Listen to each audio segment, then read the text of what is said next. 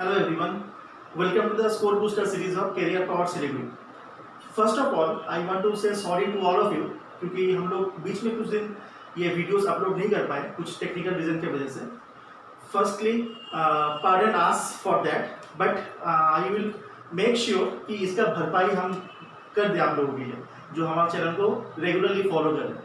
तो उनके प्रिपरेशन में कोई भी कहीं पे भी कमी नहीं आना चाहिए. तो हम कोशिश कर रहे हैं, आप लोग भी हमारा साथ ज़रूर दीजिएगा. तो जैसे हम स्कोर बूस्टर सीरीज चला रहे थे मैथ्स के डिफरेंट चैप्टर के ऊपर, वैसे ही पार्टनरशिप का एक क्वेश्चन आज मैंने लिया है और जो मैं अप्रोच आप लोगों को सिखाना चाहता था कि ऑप्शन से क्वेश्चन को कैसे कर सकते हैं, उसी को हम कैरी फॉरवर्ड करेंगे आज भी. ठीक है, शुरू करते हैं आज का class. The question says A and B enter into a partnership with rupees 50,000 and 60,000 respectively. C joins X month before the end of the year with capital 70,000 and B leaves after X years, after X months from the start of the year. If they share the profit in the ratio 20:18:21, then find the value of X. आपको ये जो बार बार x का mention हो रहा था, उस x का value आपको निकालने बोला है.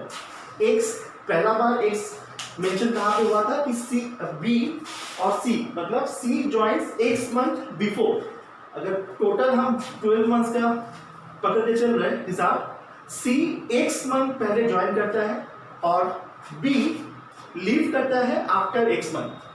तो आपको ये सब होने के बाद इसका जो रेशियो है प्रॉफिट का वो दे दिया था 20:18:21. Then find the value of x. अब इसको करने के बहुत सारे तरीका हो सकता है और बहुत सारे तरीका आप लोगों को अच्छा भी लग सकता है, लेकिन मैं जो यहाँ पे आपको तरीका बोलूँगा ये बहुत यूनिक होगा. तो देखते हैं वो तरीका क्या है. आपको सबसे पहले जज ये करना है कि कौन सा ऐसा बंदा है जो पूरा का पूरा साल रहा है, पूरा का पूरा साल यहाँ पे रहा है A, दैट इज जिसका अमाउंट था 50,000. 50,000 लेके ये जो बंदा है ये पूरा ईयर रहा है, मतलब उसका 50,000 जो वो मनी लेके आया था वो 12 मंथ्स के लिए चला. फिर उसका जो टोटल सम निकल के आएगा वो कितना होगा. This is the value for A. लेकिन हमको जो प्रॉफिट का रेशियो देके रखा है वहां पे बोला था A का शेयर है 20, A का शेयर 20. इससे मैं बोल सकता हूं कि ये 60,000 किसके बराबर क्या आएगा, 20 के बराबर आएगा. दैट मीन्स अगर हम काट देंगे यहां से तो 1 किसके बराबर क्या आएगा,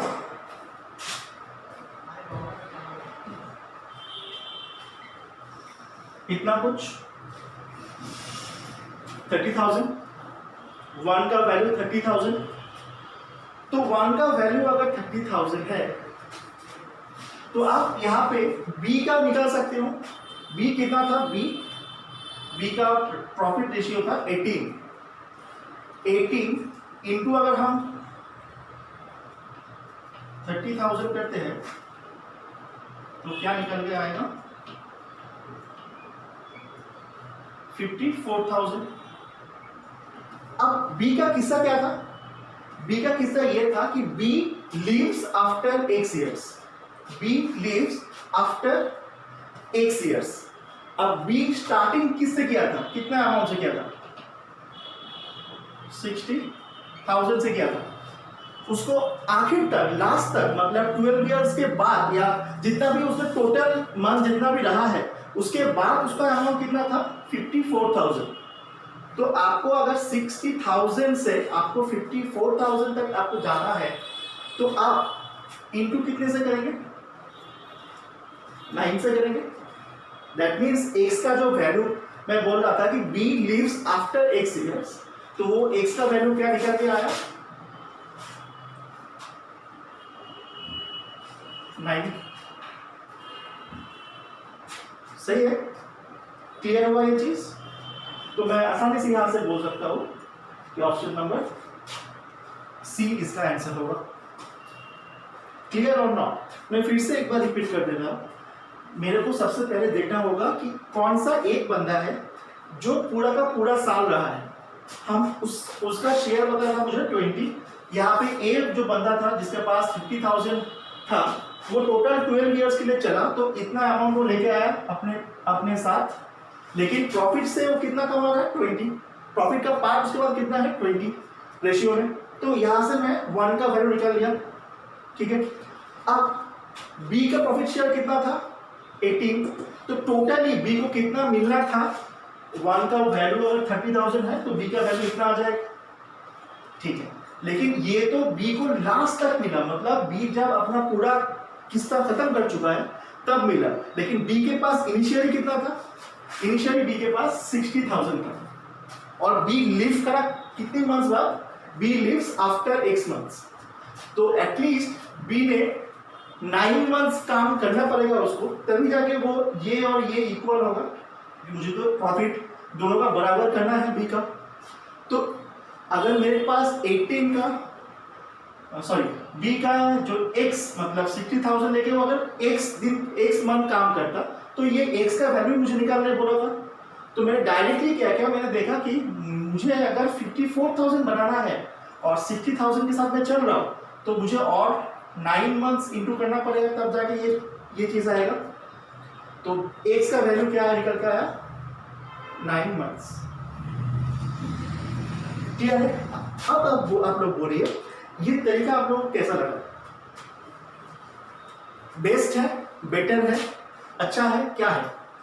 क्योंकि अभी फिलहाल जो मार्केट में यूट्यूब के ऊपर हो, फेसबुक के ऊपर हो, या कहीं पे भी, बहुत वेबसाइट पे भी बेस्ट होने का बहुत मतलब क्या भागम भाग लगा है। बेस्ट होना है, हम बेस्ट है, बाकी सब बेकार है।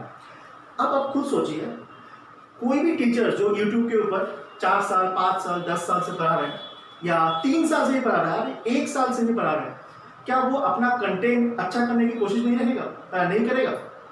कौन चाहता होगा कि यूट्यूब के प्लेटफॉर्म पे आए और कंटेंट अच्छा ना दे? कोई ऐसा बेवकूफ होगा? नहीं होगा। तो जो टीचर्स यहाँ पे हैं, सबके प्लेटफॉर्म में जो टीचर्स हैं, सब अच्छा टीचर्स हैं, सबके सब अच्छा पढ़ाते हैं। लेकिन इट इज जस्ट दैट कि आप किसके साथ, कौन से टीचर के साथ ज़्यादा कनेक्ट कर पा रहे हो, कौन सा टीचर का अप्रोच आपको अच्छा लगता है। It is only it should be the case only. मतलब आपको यही सिर्फ मैटर करना चाहिए। आपको वो टीचर के पास 10 साल का एक्सपीरियंस है, मेरे पास 5 साल का है, उसके पास 6 साल का है, ये इस पे नहीं जाना है।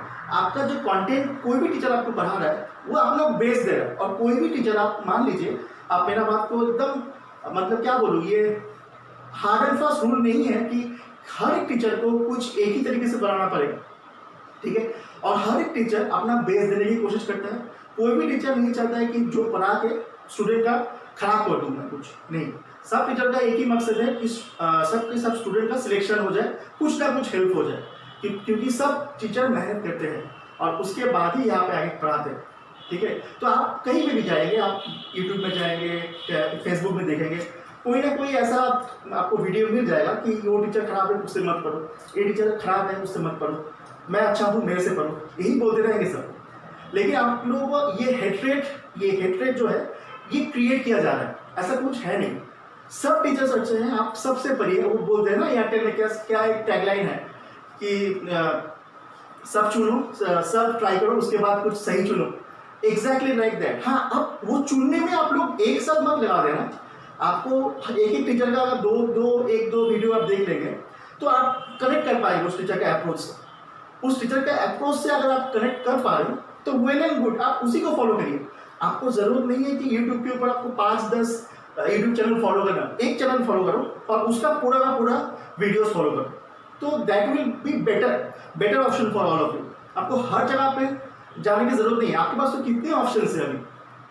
तो आप सही चुनो, लेकिन ये नहीं कि किसी की इंफ्रास्ट्रक्चर अच्छा है, किसी के पास स्मार्ट बोर्ड है तो उसी पे चले गए। नहीं, आपको आपका ये नजरिया होना चाहिए कि कंटेंट कैसा दे रहा है। क्या आपका प्रायोरिटी क्या है? आपका प्रायोरिटी क्या ये है कि मेरे वहाँ पे दिखने में अच्छा लग रहा है वो बोर्ड, उसका जो स्ट्रक्चर है, वो स्ट्रक्चर में मुझे देखने का मन करता है तो अलग बात है। लेकिन कंटेंट कहाँ पे अच्छा है, कौन से टीचर अच्छा आपको ट्रिक बोल रहे हैं, आपको वो देख के अपना जजमेंट देना है। और कोई भी यहाँ पे जो आप लोग स्टडी कर रहे हो, आप लोग जो कॉम्पिटिटिव एग्जाम के लिए प्रिपरेशन कर रहे हो, आप लोग इतना स्मार्ट तो हो ही कि आपको सर्टेन 7-10 दिन में पता चल जाएगा कि कौन से टीचर के पास कितना कैपेबिलिटी है और कौन से टीचर के पास कितना कंटेंट है कि नहीं। तो ये अप्रोच मैं नहीं बोलूँगा एकदम बेस्ट है, सबसे बेस्ट, इससे अच्छा आपको हो ही नहीं सकता, लेकिन हाँ ये अप्रोच यूनिक है। आपको अगर अच्छा लग रहा है तो आपको ये इस अप्रोच से क्वेश्चन को जरूर ट्राई कर सकते हैं, ठीक है। Now coming to the second question. आप ये क्वेश्चन मैंने प्रॉफिट एंड लॉस से उठाया है। इसके पहले हम प्रॉफिट एंड लॉस का कोई भी क्वेश्चन डिस्कस नहीं किए थे, तो इसीलिए ये थोड़ा मॉडरेट लेवल के क्वेश्चन से आप शुरू करेंगे, धीरे धीरे हम टफ लेवल के क्वेश्चन पे जाएंगे प्रॉफिट एंड लॉस का। तो यहाँ पे भी हम आज जो इस क्वेश्चन में हम एक ट्रिक देखने वाले हैं, ये ट्रिक भी बहुत मजेदार है। तो ये ट्रिक क्या है देखते हैं। द क्वेश्चन का फॉर्मेट बहुत स्टैंडर्ड है। क्वेश्चन में बोला है कि a shopkeeper sells 3/4 of the article at a gain of 20% and the remaining at cost price. His actual gain in the whole transaction, मतलब सामान है उस शॉपकीपर के पास बहुत सारा, उसका 3/4 पार्ट उसने 20% गेन में बेचा है, प्रॉफिट में बेचा है। बाकी का जो पार्ट था वो उसने कॉस्ट प्राइस में बेच दिया है। अब ये टोटल जितना भी उसका ट्रांजैक्शन हुआ, उस टोटल ट्रांजैक्शन में उसका कितना प्रॉफिट हुआ या लॉस हुआ, लॉस होगा क्या, लॉस तो कभी हो नहीं सकता। तो अभी लॉस या प्रॉफिट जितना भी हुआ है वो कितना है, ये आपसे पूछा है, ठीक है। अब देखना ये टोटल अगर मेरे को मान लेते टोटल चीज 100 मानते हैं टोटल चीज को। 100 कब मानते हैं, जब हम परसेंटेज का बात होता है, लेकिन मैं यहाँ पे परसेंटेज से रेशियो में चेंज कर लूंगा। इसीलिए मैं मान रहा हूँ टोटल चीज मेरे पास कितना है, टोटल मेरे पास 1 नंबर ऑफ चीज था। अब टोटल ट्रांजैक्शन में मान लेते हैं हम कि मेरे को गेन या प्रॉफिट कुछ भी हुआ तो कितना है, ए, गेन कितना हुआ, ए, ठीक है। अब फर्स्ट पार्ट में कितना गया था मैंने, 3/4। किसका 3/4, इस 1 का 3/4। इस 3/4 को मैंने कितने पे उसको मैंने सेल किया कि प्रॉफिट हो गया 20%। 20% प्रॉफिट मीन्स व्हाट, 20% मीन्स 1/5, ठीक है। अब 3/4 को मैंने 1/5 प्रॉफिट में बेच दिया है, गेन में बेच दिया, ठीक है। बचा हुआ पार्ट 1 से मैंने 3/4 ले लिया, तो बचा हुआ पार्ट कितना होगा, 1/4। अब इस 1/4 को मैंने क्या किया था, कॉस्ट प्राइस में बेच दिया था, कॉस्ट प्राइस में। अब कॉस्ट प्राइस में अगर मैं बेचता हूं तो मेरे को कितना प्रॉफिट हो रहा है, कुछ भी प्रॉफिट नहीं हो रहा है। सेलिंग प्राइस और कॉस्ट प्राइस अगर सेम है, कुछ भी प्रॉफिट नहीं हो रहा है, मतलब यहाँ पे गेन कितना, 0। ये आपका इक्वेशन बना। तो यहां से मैं बोल सकता हूं कि ओवरऑल प्रॉफिट कितना, ए इज इक्वल टू व्हाट, 3/20। ए कितना, ओवरऑल प्रॉफिट कितना, 3/20। अब ये 3/20 क्या है, रेशियो में दिया हुआ है। इसका परसेंटेज करेंगे तो मुझे क्या करना पड़ेगा, 100 से इंटू कर देना पड़ेगा। 100 से इंटू करेंगे तो कितना आ जाएगा, 15%। That will be our answer. Clear हुआ आपको। यहाँ पे जैसे 3/4 बोला था, आपको कहीं पे 2/3 दे देगा। 2/3 में लॉस हुआ है 10% का, दूसरे में लॉस हुआ है, दूसरा मतलब 2/3 अगर एक पार्ट होगा तो रेस्ट पार्ट कितना रह जाएगा, 1/3। उस 1/3 में मान लीजिए लॉस ही हो गया वहां पे भी 20% का, तो आपसे पूछ लेगा कि ओवरऑल लॉस कितना हो रहा है। वहां पे भी आप एक सिंगल इक्वेशन ऐसा बनाएंगे और क्वेश्चन को सॉल्व कर देंगे। क्लियर है ये चीज। आपको ओवरऑल 1 माना हूं, उस ओवरऑल ट्रांजैक्शन का प्रॉफिट ए माना हूं, 3/4 ऑफ दैट टोटल, उसको मैंने 20% प्रॉफिट में बेचा था, 1/5। अब ये 3/4 मैंने ले लिया, तो रेस्ट अमाउंट था 1/4, उसको मैंने बेच दिया था कॉस्ट प्राइस पे, तो दैट इज प्रॉफिट कितना, 0। तो ये इक्वेशन में 0, ये पार्ट 0 हो जाएगा, तो ए कितना आ जाएगा, 3/20, लेकिन ये 3/20 मुझे क्या दिखा रहा था, एक रेशियो वैल्यू दिखा रहा था। इसको मैं अगर परसेंटेज में करूंगा तो मुझे 100 से इंटू भी करना पड़ेगा। तो मैं 100 से इंटू करने के बाद कितना परसेंट में आया, 15%, and that will be our answer. Clear है? शायद आपको ये चीज अच्छा लगा है और आप समझ भी पा रहे हैं चीजों को, धीरे धीरे आप मेरे टेक्निक से आप रिलेट कर पा रहे हैं। तो so thank you for watching career triple S. And अगर आप लोगों को ये चीज अच्छा लग रहा है, ये वीडियोस अच्छा लग रहा है और आप कनेक्ट कर पा रहे हो, तो आप अपने दोस्त के साथ भी ये चीज शेयर कर सकते हो। क्या पता उन लोगों को भी थोड़ा हेल्प हो जाए, वो लोग भी हमसे कनेक्ट कर पाए हमारे अप्रोच से, है कि नहीं? Thank you for watching.